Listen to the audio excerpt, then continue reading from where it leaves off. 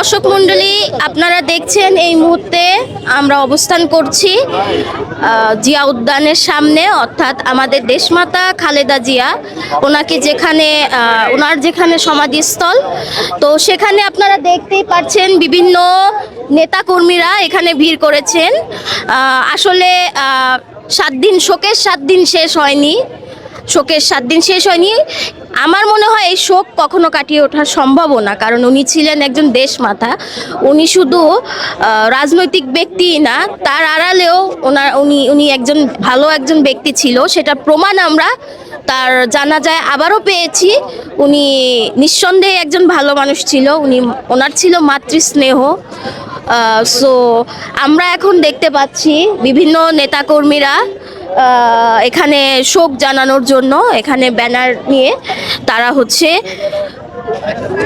খালেদা জিয়াকে স্মরণ করছে।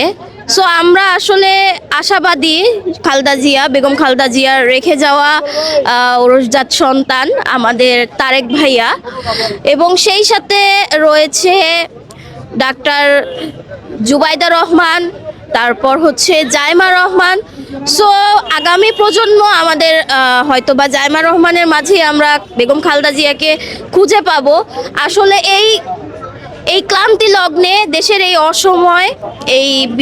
অসময় বিএনপির এই সুসময় আমাদের দেশনেত্রী বেগম খালেদা জিয়াকে হারিয়ে আমরা শোকাহত। এর কোনো ক্ষতিপূরণ আসলে হয় না, যে চলে যায় তাকে আর কখনো পাওয়া যায় না।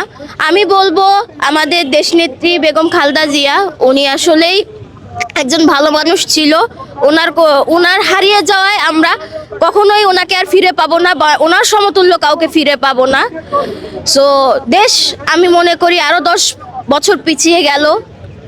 উনি আমাদের জন্য অনেক করেছে। আসলে আমরা বেগম খালেদা জিয়ার মাধ্যমে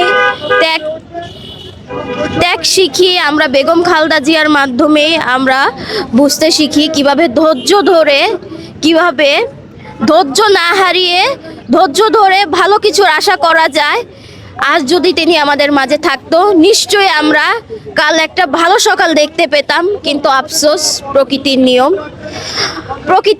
প্রকৃতিতে কোনোদিন কেউ চিরজীবন থাকে না, এটা আমাদের মেনে নিতেই হবে, কিছু করার নেই। কিন্তু সবাই আমরা তার আত্মার মাগফিরাত কামনা করি, আল্লাহ যেন তাকে বেহেশত নসিব করে।